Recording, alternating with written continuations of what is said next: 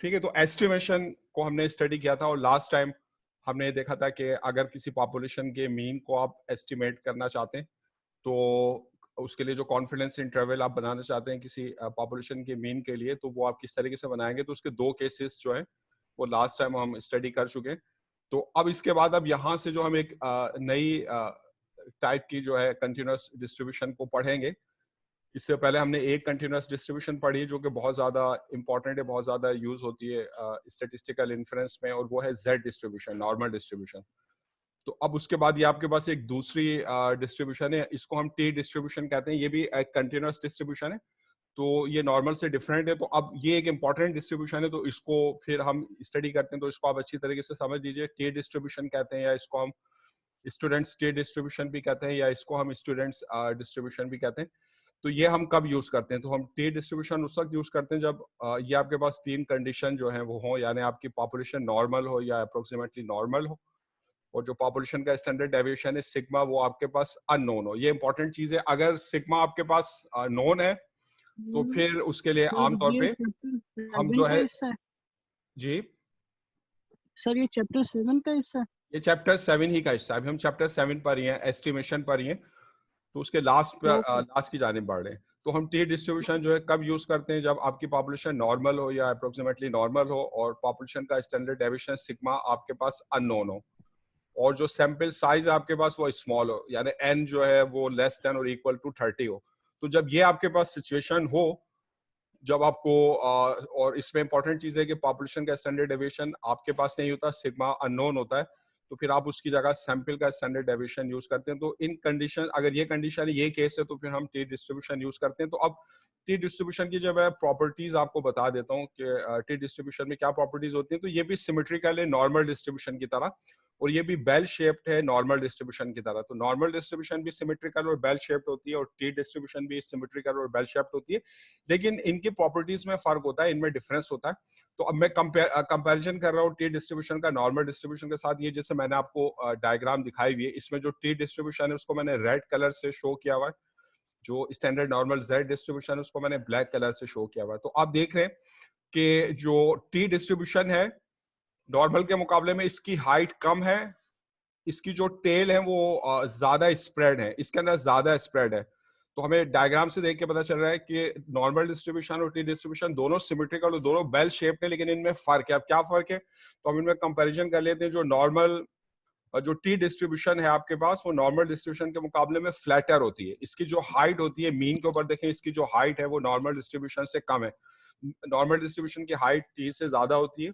तो normal distribution जो है वो टॉलर है देन टी डिस्ट्रीब्यूशन, और जो टी डिस्ट्रीब्यूशन है वो फ्लैटर है देन नॉर्मल डिस्ट्रीब्यूशन। ये लोअर है at the middle than normal. तो मिडल के ऊपर जहां पे इसका मीन है वहां पर ये लोअर है, इसकी हाइट कम है, जबकि नॉर्मल की हाइट ज्यादा है। ये हायर एट द टेल है देन नॉर्मल, लेकिन टेल की साइड पर इसकी हाइट ज्यादा है नॉर्मल के मुकाबले में। तो जो आपके पास टी डिस्ट्रीब्यूशन है मिडल पे ये फ्लैटर है, लेकिन टेल्स की साइड पर ये हैवियर है, इसकी हैवी टेल्स हैं, यानी टेल में ज्यादा डेटा है। जबकि नॉर्मल डिस्ट्रीब्यूशन में लाइट टेल्स होती हैं, उसकी टेल में कम डेटा होता है, लेकिन वो मिडल से जो है वो ज्यादा हाई होती है। तो टी डिस्ट्रीब्यूशन में ज्यादा स्प्रेड होता है नॉर्मल के मुकाबले में, इसीलिए इसमें जो टेल्स हैं वो ज्यादा हैवी हैं। तो जो टी डिस्ट्रीब्यूशन है आपके पास, ये हायर एट दी टेल है देन नॉर्मल। नॉर्मल के मुकाबले में इसकी टेल पर ये ज्यादा हाई होती है, टेल्स इसकी हैवी होती हैं। तो T distribution has heavy tails, और नॉर्मल डिस्ट्रीब्यूशन की लाइट टेल होती है। तो क्योंकि इसकी टेल में ज्यादा डेटा है, तो इसका मतलब है कि टी डिस्ट्रीब्यूशन में कोई वैल्यू मीन से दूर हो, दूर का मतलब है कि वो टेल्स की साइड पर हो, तो उसकी प्रोबेबिलिटी नॉर्मल डिस्ट्रीब्यूशन के मुकाबले में ज्यादा है। ठीक है, तो T distribution has heavy tails, values fall far from its mean. इसकी टेल हैवी है, तो ज्यादातर वैल्यूज इसकी मीन से दूर हों, वो नॉर्मल के मुकाबले में उसकी प्रोबेबिलिटी जो है ज्यादा होती है। तो T distribution has more spread, ये ज्यादा स्प्रेड रखती है, इसलिए इसकी जो टेल है वो नॉर्मल के मुकाबले में ज्यादा हाई है, हैवियर टेल्स हैं। और ये फ्लैट है, इसका कम डेटा मीन के अराउंड है, इसलिए ये फ्लैटर है। जबकि नॉर्मल डिस्ट्रीब्यूशन में ज्यादातर डेटा मीन के अराउंड होता है, इसलिए वो हायर होती है, और उसमें कम डेटा टेल्स में होता है, तो इसलिए उसकी टेल्स जो है वो लाइट होती है। ठीक है, तो इसकी जो लेफ्ट और राइट टेल्स हैं, they are closer in normal than T. तो टी के मुकाबले में नॉर्मल डिस्ट्रीब्यूशन की जो टेल्स होती हैं वो मीन के ज्यादा क्लोज होती हैं, जबकि टी डिस्ट्रीब्यूशन की ज्यादा दूर होती है। ठीक है, तो ये आप समझ गए कि नॉर्मल डिस्ट्रीब्यूशन और टी डिस्ट्रीब्यूशन में क्या फर्क है। दोनों सिमेट्रिकल और बेल शेप्ड है, लेकिन दोनों की प्रॉपर्टीज में फर्क है। तो मेन चीज जो बॉटम लाइन है वो आपको ये याद रखनी है कि जो टी डिस्ट्रीब्यूशन है has more spread than normal. तो टी डिस्ट्रीब्यूशन में ज्यादा स्प्रेड होता है नॉर्मल के मुकाबले में, इसलिए टी डिस्ट्रीब्यूशन में जो उसकी टेल्स होती है उनमें ज्यादा एरिया होता है, ज्यादा प्रोबेबिलिटी होती है, ज्यादा हैवी होती है। लेकिन जब हम सैंपल साइज को इंक्रीज करते हैं, टी डिस्ट्रीब्यूशन की शेप का ताल्लुक जो है सैंपल साइज पर होता है। मुख्तलिफ सैंपल साइज के लिए जो बेल शेप इसकी होगी वो डिफरेंट होगी।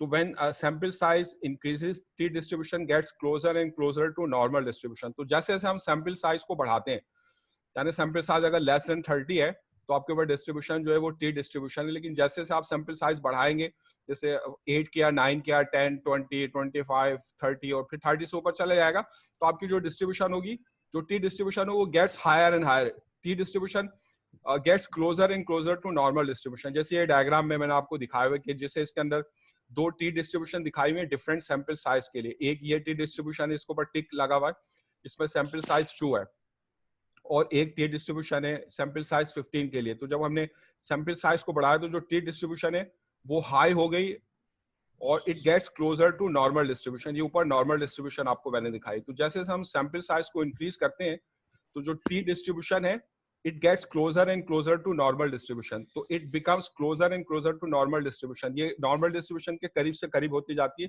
तो then it can be approximated by a normal distribution। small size के लिए हम ऐसे नहीं कर सकते, लेकिन size जैसे जैसे बढ़ाते हैं, जैसे इस डायग्राम में भी दिखाया हुआ है कि रेड कलर से आपको शो की हुई है नॉर्मल डिस्ट्रीब्यूशन, और ये डिफरेंट टी डिस्ट्रीब्यूशन दिखाई हुई है डिफरेंट सैंपल साइज के लिए। तो जैसे जैसे आप सैंपल साइज बढ़ाते हैं 2, 3, 6, 30, तो 2 के लिए ये सबसे नीचे वाली आपके पास डिस्ट्रीब्यूशन है टी डिस्ट्रीब्यूशन। तो ये जो है डिफरेंट है नॉर्मल डिस्ट्रीब्यूशन से, इसकी हाइट कम है और जो इसकी टेल से ज्यादा हैवी है।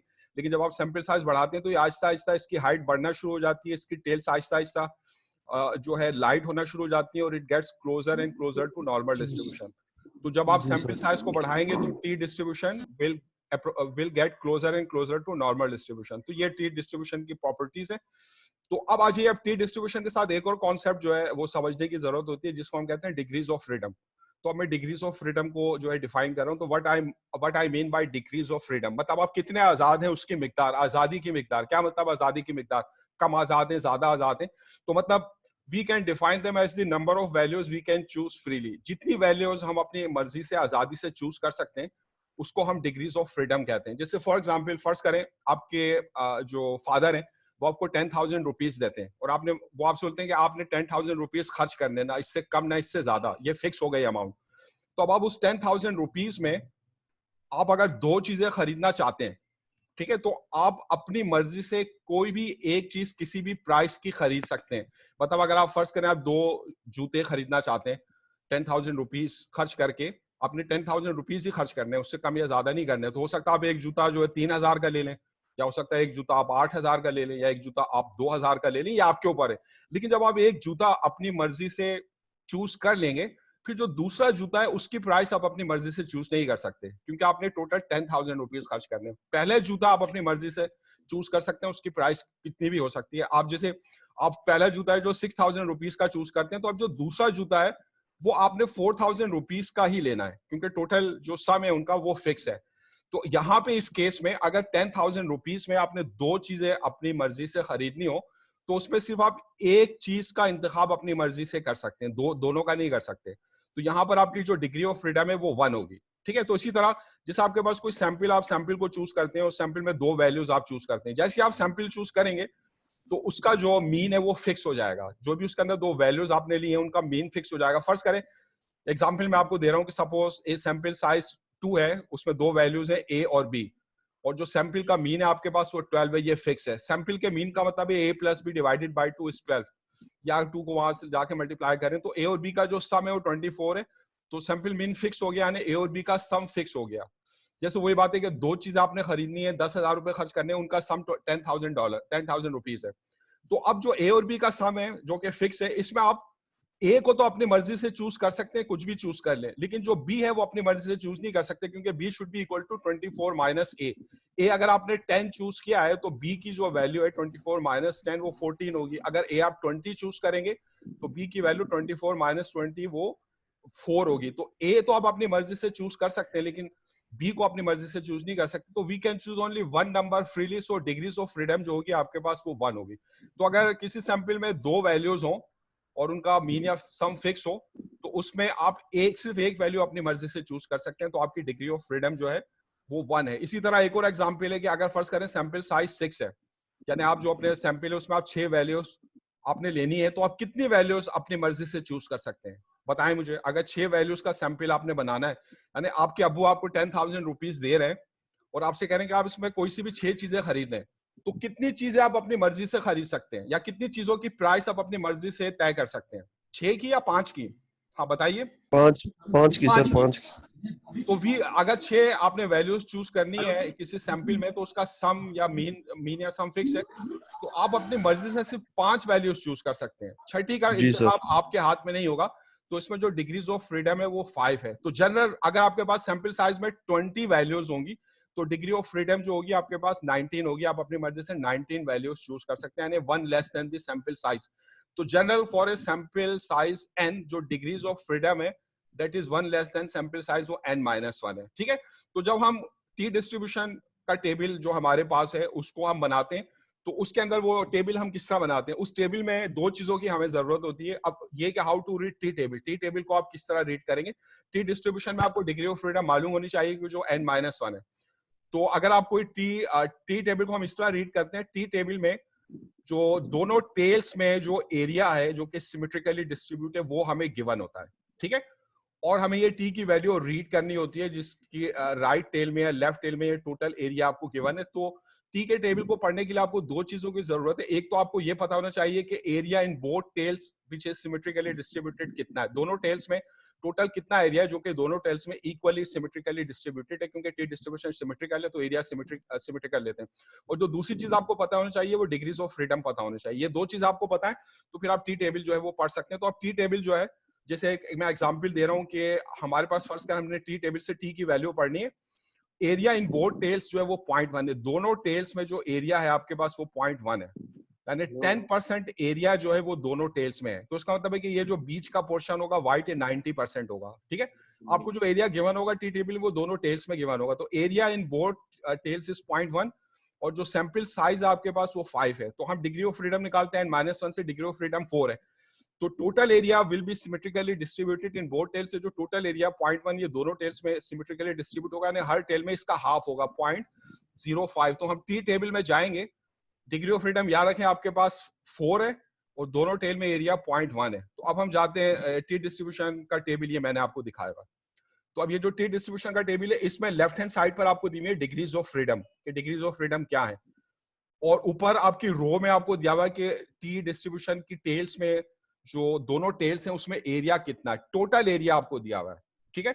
तो एरिया इन बोथ टेल्स, जैसे यहाँ पे इस एग्जांपल में 0.1 है और डिग्री ऑफ फ्रीडम जो आपके पास है वो आपके पास कितनी थी? 4। तो आप जाएं डिग्री ऑफ फ्रीडम के कॉलम में, आप डिग्री ऑफ फ्रीडम 4 में जाएं और ऊपर रो में जो एरिया इन बोथ टेल्स से दोनों टेल्स में एरिया 0.1 है तो 0.1 के कॉलम में आए। तो डिग्रीज ऑफ फ्रीडम 4 और ये जो 0.1 का कॉलम है इसके इंटरसेक्शन पे ये टी की वैल्यू लिखी हुई है। टी की वैल्यू क्या लिखी हुई है आपको? 2.132।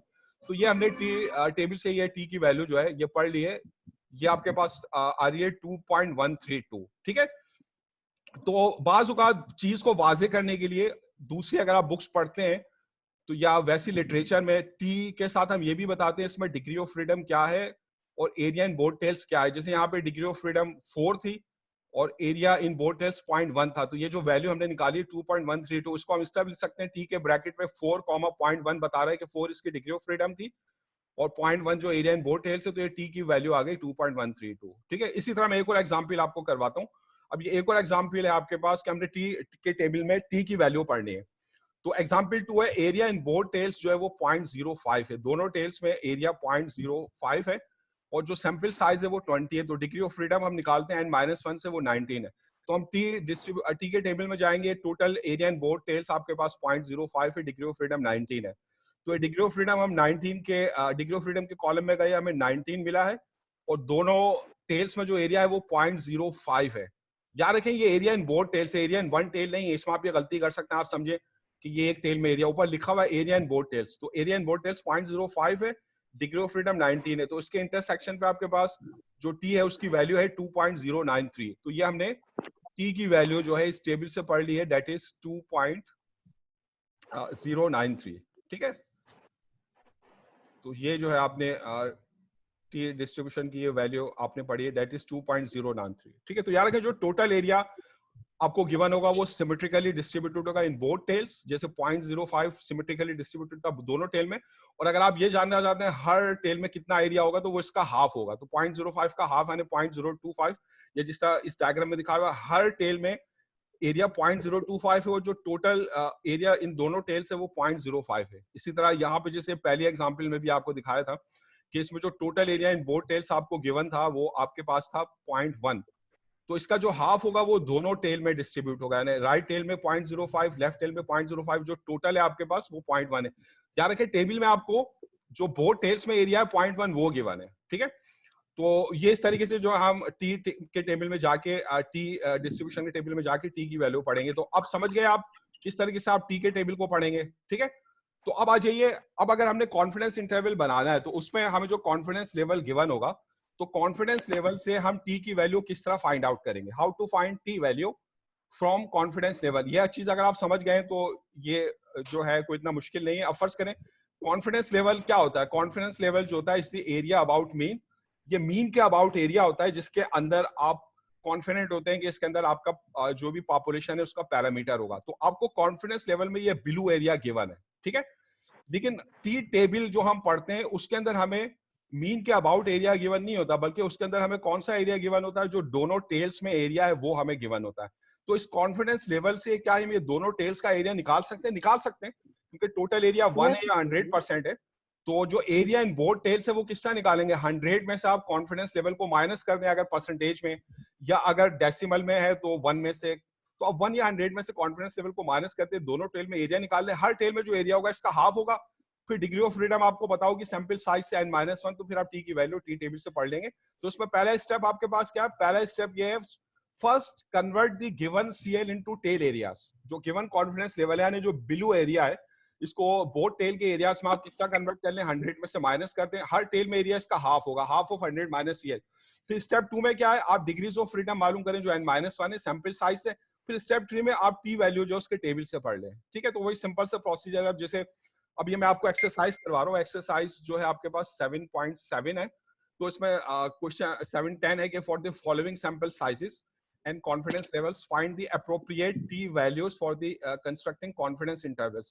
confidence intervals में confidence level दिया हुआ है, sample size दिया हुआ है, तो आप जो corresponding t value है उसको आप पढ़िए। तो अब जैसे इसमें पार्ट ए है, इसमें sample size जो है वो 28 है आपके पास, और जो confidence level है आपके पास वो 95% है। तो पहले हम दोनों टेल्स में एरिया निकालेंगे, 100 में से कॉन्फिडेंस लेवल को माइनस कर दिया तो 5% एरिया दोनों टेल में, यानी 0.05 एरिया दोनों टेल में। तो हर टेल में इसका हाफ होगा 0.025। डिग्री ऑफ फ्रीडम n क्योंकि 28 है तो डिग्री ऑफ फ्रीडम n-1 है, 28 -1 27। तो अब हम टी डिस्ट्रीब्यूशन के टेबल में जाएंगे, दोनों टेल्स में एरिया 0.05 है और डिग्री ऑफ फ्रीडम 27 है। तो अब हम इसको टी के टेबल से पढ़ते हैं, डिग्री ऑफ फ्रीडम 27 है और दोनों टेल्स में एरिया 0.05 है। तो यहाँ पे आ जाए, देखिए डिग्री ऑफ फ्रीडम आपको ये मिल गई है, ये है 27। ठीक है, और इसके ऊपर जो एरिया है आपके पास वो 0.05 है, ये 0.05। तो 0.05 ये दोनों टेल्स में एरिया है और डिग्री ऑफ फ्रीडम 27 है, इनके इंटरसेक्शन पे टी की वैल्यू 2.052। ठीक है, तो ये जो टी की वैल्यू है हमने टी के टेबल से पढ़ ली है, तो जो कॉरस्पॉन्डिंग वैल्यू ऑफ टी है वो 2.052 है। ठीक है, तो ये मैंने पढ़ ली है। डायग्राम में आपको दिखाया हुआ है कि जो कॉन्फिडेंस लेवल 95% में ये ब्लू एरिया दिया हुआ है, तो उसको 100 में से माइनस करके दोनों टेल्स में एरिया निकाल लिया 0.05, डिग्री ऑफ फ्रीडम 27 है। फिर हम टी टेबल में गए जिसमें डिग्री ऑफ फ्रीडम 27 है और दोनों टेल्स में एरिया 0.05 है, तो एक कॉरस्पॉन्डिंग टी की वैल्यू आ गई 2.052। एक और एग्जांपल करवाता हूं, उसमें सी पार्ट है, एन आपके पास 13 है तो डिग्री ऑफ फ्रीडम 13 -1 12 होगी और कॉन्फिडेंस लेवल 90% है। तो ये जो ब्लू पोर्शन में एरिया 90% है, क्योंकि टी के टेबल में हमें ये जो मिडल वाला एरिया ये गिवन नहीं होता, बल्कि जो दोनों टेल्स में सिमेट्रिकल एरिया वो गिवन है। तो पहले स्टेप में हम जो है दोनों टेल्स में एरिया निकालेंगे, 100 में से कॉन्फिडेंस लेवल को माइनस कर दें तो दोनों टेल्स में 10% एरिया है 0.1, हर टेल में इसका हाफ होगा 0.05। दोनों टेल्स में 10% है और डिग्री ऑफ फ्रीडम 12 है। तो अब टी के टेबल में जाएं, डिग्री ऑफ फ्रीडम 12 है और दोनों टेल्स में एरिया जो है आपके पास वो 0.01 है। तो ये आपके पास जो है टी का टेबल है, इसमें डिग्री ऑफ फ्रीडम जो है आपके पास वो ये 12 है, तो डिग्री ऑफ फ्रीडम के कॉलम में हम 12 में आए और दोनों टेल्स में एरिया 0.1 है, तो ये 12 और 0.1 इसके इंटरसेक्शन पे ये आपके पास टी की वैल्यू 1.782। समझ गए किस तरह पढ़ी है टी की वैल्यू? तो ये जो है मैंने टी की वैल्यू टी के टेबल से पढ़ ली 1.782। जी सर। तो ये टी की वैल्यू हमारे पास आ गई, तो ये जो है पार्ट सी हमारे पास हो गया, ये टी की वैल्यू हमने पढ़ ली है 1.782। ठीक है, तो समझ गए आप कि कॉन्फिडेंस लेवल, एक तो है कि टी का टेबल आप किस तरह पढ़ेंगे, इसमें दो चीजें चाहिए, दोनों टेल्स में एरिया और डिग्री ऑफ फ्रीडम। और अगर कॉन्फिडेंस लेवल है तो कॉन्फिडेंस लेवल को आप पहले कन्वर्ट कर लेंगे दोनों टेल्स के एरिया में 100 या 1 से माइनस करके, फिर आप डिग्री ऑफ फ्रीडम पता होगी सैंपल साइज एंड -1 से, तो फिर आप टी की वैल्यू टी के टेबल से जो आप पढ़ लेंगे। ठीक है, तो अब आए, अब हम जो है, अब आज ये दोनों केसेस में दोबारा रिपीट करता हूँ, ये पहले आप पढ़ चुके हैं। कॉन्फिडेंस इंटरवल हम निकाल रहे हैं फॉर पॉपुलेशन मीन म्यू। तो इसके दो केसेस आपने पहले कौन से पढ़े थे? केस 1 क्या था आपके पास कि आपके पास सैंपल लार्ज हो और जो स्टैंडर्ड डेविएशन है पॉपुलेशन का वो नोन हो, यानी सिग्मा इज ग्रेटर देन 30 हो, सॉरी एन जो है सैंपल साइज वो ग्रेटर देन 30 हो, और सिग्मा पॉपुलेशन का स्टैंडर्ड डेविएशन आपके पास नोन हो। तो सेंट्रल लिमिट थ्योरम के मुताबिक जो सैंपल मीन की डिस्ट्रीब्यूशन होगी अप्रोक्सीमेटली नॉर्मल होगी, तो यहाँ पर हम जेड डिस्ट्रीब्यूशन यूज करते हैं, और जो इसका कॉन्फिडेंस इंटरवल इसका फार्मूला होता है X bar plus minus Z sigma sub X bar. ठीक है, ये पहला केस है जब सैंपल साइज लार्ज है और स्टैंडर्ड डेविएशन पॉपुलेशन का पता है। दूसरे केस में सिर्फ ये फर्क होता है, सैंपल साइज उसमें भी लार्ज ही होता है एंड इज ग्रेटर देन 30। पहले केस में सिग्मा नोन होता है, दूसरे केस में सिग्मा अननोन होता है। तो अब केस 2 है कि अगर कॉन्फिडेंस इंटरवल आप निकाल रहे हैं लार्ज सैंपल के लिए जिसमें पॉपुलेशन स्टैंडर्ड डेविएशन अननोन है, तो sample size n is greater than 30, sigma unknown है, उसकी जगह आपको सैंपल स्टैंडर्ड डेविएशन एस या सिग्मा कैप पता होगा या डेटा होगा, तो आप वो फार्मूलों से निकाल लेंगे। तो सैंपल साइज या सिग्मा कैप एस हमें sample standard deviation S sigma cap हमें पता है। तो इसमें भी जो हम जेड डिस्ट्रीब्यूशन यूज करेंगे, इसमें भी जो सेंट्रल लिमिट थ्योरम के मुताबिक सैंपल मीन की डिस्ट्रीब्यूशन होगी अप्रोक्सीमेटली नॉर्मल होगी। बस इसमें फर्क ये होगा कि जो सिग्मा एक्स बार आप निकालेंगे उसमें, क्योंकि अब आप एस सिग्मा की जगह जो पॉपुलेशन का स्टैंडर्ड डेविएशन वो नहीं पता, उसकी जगह आप एस यूज करेंगे, तो ये एक्सपेक्टेड स्टैंडर्ड एरर होगी, इसलिए इस पर कैप लगा देते हैं। तो इसमें जो कॉन्फिडेंस इंटरवल का फार्मूला वो X bar plus minus Z sigma x bar cap है।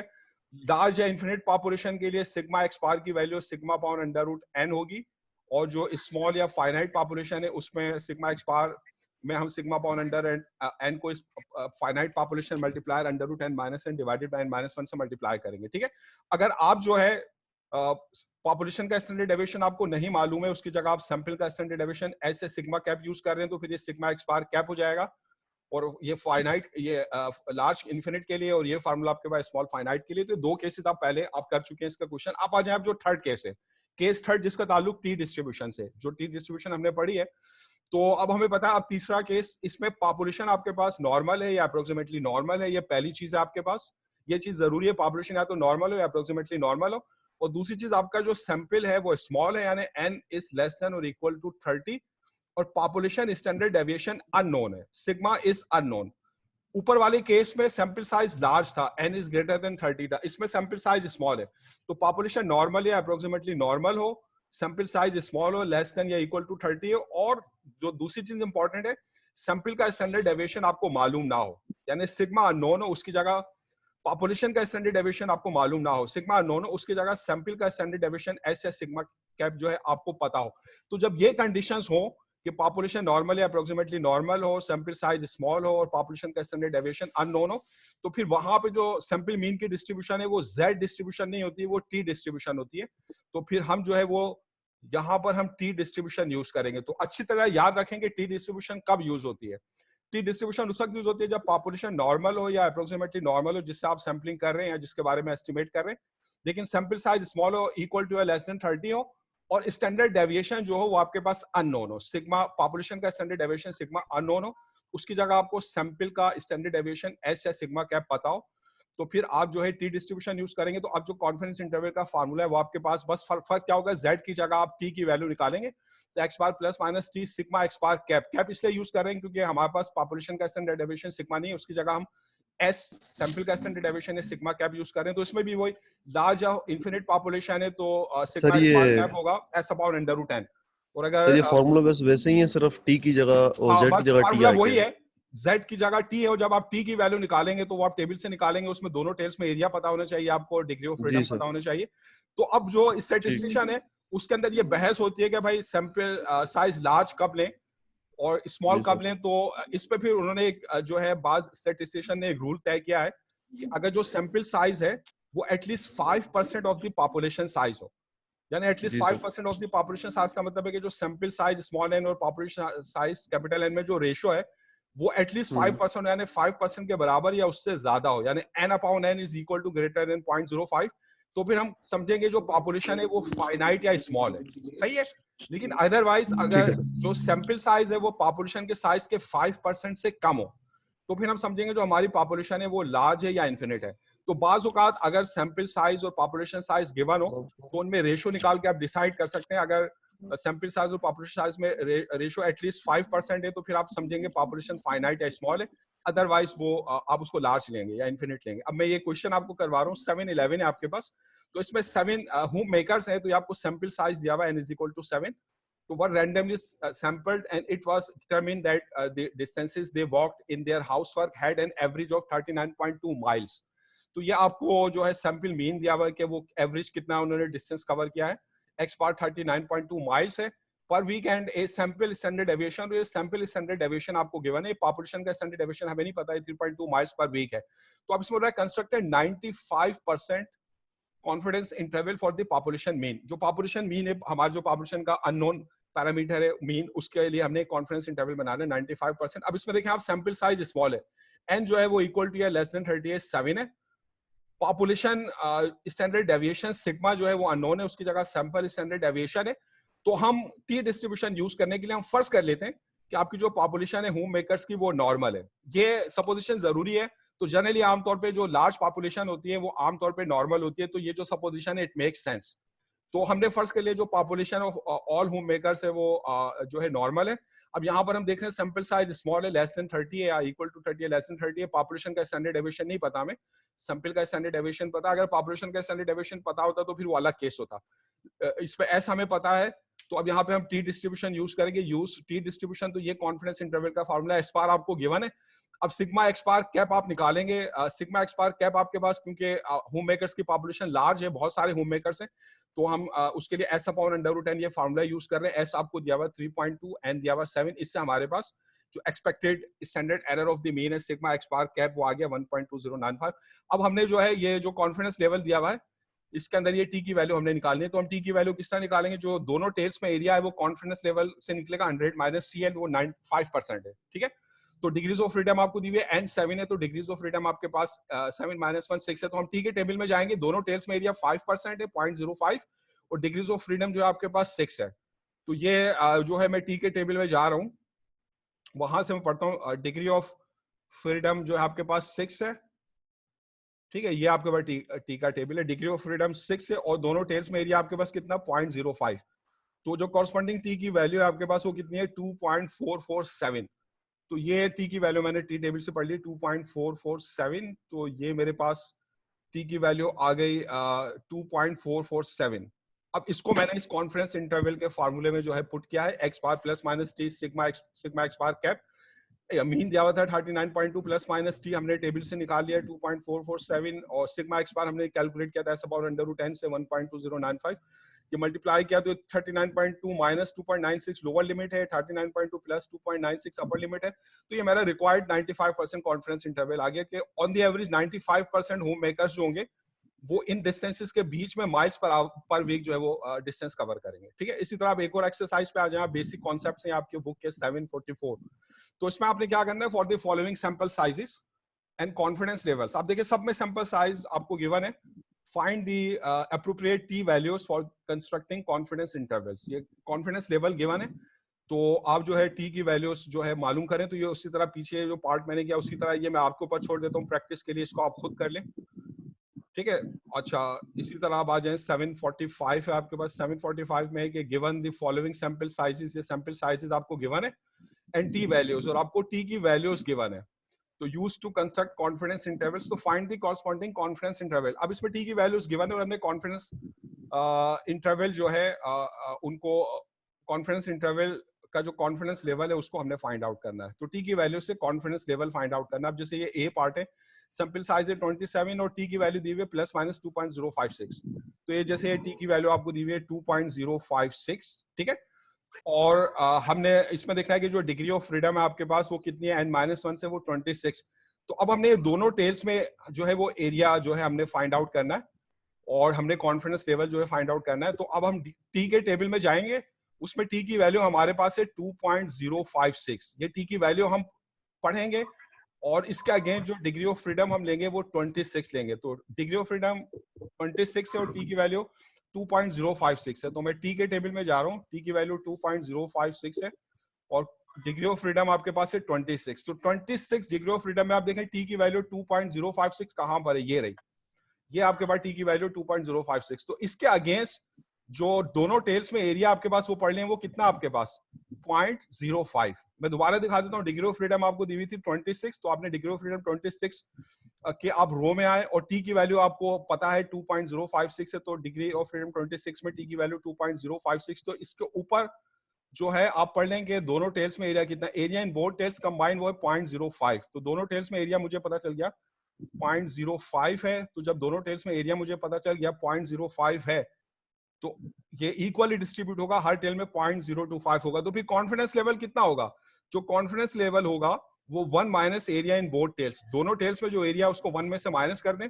तो कॉन्फिडेंस लेवल यानी जो ब्लू एरिया है ये मुझे पता चल गया 95% है। तो ये जो कॉन्फिडेंस लेवल था इसके अंदर वो 95% था। समझ गए आप? तो इसी तरह जो आप इसके बाकी पार्ट्स जो है वो आप कर लीजिएगा, इसमें 2 पार्ट्स और हैं। तो इसी तरीके तो समझ गए टी की वैल्यू और डिग्री ऑफ फ्रीडम से आप दोनों टेल्स में एरिया किस तरह निकालेंगे, उससे आप ब्लू एरिया किस तरह निकालेंगे 1 में से माइनस करके। तो ये सिंपल है, सारी चीजें एक दूसरे के साथ रिलेट है। इस तरह 746 है, एक सैंपल है 12 का, उसमें मीन आपको दिया हुआ 62 और सैंपल का स्टैंडर्ड डेविएशन एस दिया हुआ 10। तो यहाँ पे टी डिस्ट्रीब्यूशन यूज करेंगे आप, constructed 95% confidence interval for the population mean, ये आप खुद कर लीजिएगा, टी की वैल्यू आपको निकालनी होगी। अच्छा आप जाए 747 है, तो इसमें the following sample of 8 observation, sample size आपको दिया हुआ है स्मॉल एन 8 और ये इसकी वैल्यूज दी हुई है from an infinite population, population आपको बता रहा है इनफिनिट है with a normal distribution, population जो आपकी नॉर्मल है, ठीक है। सैंपल साइज जो है वो आपको पता है और इस सैंपल के डेटा से जो हम सैंपल का मीन निकाल लेंगे और सैंपल का स्टैंडर्ड डेविएशन, इसमें हमें पॉपुलेशन का स्टैंडर्ड डेविएशन नहीं पता, तो क्योंकि सैंपल साइज स्मॉल है और पॉपुलेशन नॉर्मल है, सैंपल साइज स्मॉल है और पॉपुलेशन का स्टैंडर्ड डेविएशन हमें नहीं मालूम, तो यहाँ पे जो हम टी डिस्ट्रीब्यूशन यूज करेंगे। तो उसमें मतलब find the sample mean, sample mean निकाल लें। तो ये मैंने टेबल बना लिया, ये एक्स की वैल्यूज है, ये एक्स की वैल्यूज है, नीचे इनका सम ले लिया और फिर हर वैल्यू का स्क्वायर लिया, एक्स स्क्वायर का कॉलम बना लिया, ये नीचे इनका सम लिया। तो मीन का formula summation x over n, summation x है 649.3 और टोटल सैंपल साइज 8 है, इस तरह के हमने सैंपल मीन निकाल लिया एक्स बार। और जो बी पार्ट है आपके पास, बी पार्ट में हमने estimate the population standard deviation, population standard deviation हम एस्टिमेट करेंगे सैंपल स्टैंडर्ड डेविएशन एस से, जिसको हम सिग्मा कैप भी लिखते हैं। तो ये सैंपल स्टैंडर्ड डेविएशन का formula under root N summation X square minus summation X का whole square divided by N into N minus 1। तो समेशन एक्स स्क्वायर ये 5288 4.59 ये रखा और समेशन एक्स 649.3 इसका होल स्क्वायर, इसे कैलकुलेट करके ये हमने जो सैंपल स्टैंडर्ड डेविएशन है उसको हमने कैलकुलेट कर लिया। अब आ जाइए, अब उसके बाद क्या करना है, ये कह सकते हैं पॉइंट एस्टिमेट है आपके पास। अब आ जाए, अब हम एक इंटरवल एस्टिमेट बनाते हैं, कॉन्फिडेंस इंटरवल। तो constructed 98% confidence interval for the population mean. तो यहाँ पर टी डिस्ट्रीब्यूशन हम यूज कर रहे हैं, सैंपल साइज स्मॉल है, पॉपुलेशन आपके पास इन्फिनिट है, ये आपको इन्फॉर्मेशन पता है, पॉपुलेशन इन्फिनिट है, पॉपुलेशन नॉर्मल है, सैंपल साइज स्मॉल है यानी n इज लेस देन और इक्वल टू 30 है और population standard deviation sigma unknown है। तो यहाँ पे जो हम टी डिस्ट्रीब्यूशन यूज कर रहे हैं, कॉन्फिडेंस इंटरवल का फॉर्मूला एक्स बार और सिग्मा एक्स बार कैप हम ए और बी पार्ट में निकाल चुके हैं, हमने टी की वैल्यू निकालनी है, तो वो कॉन्फिडेंस लेवल से आएगा। अब सिग्मा सब एक्स बार हम निकाल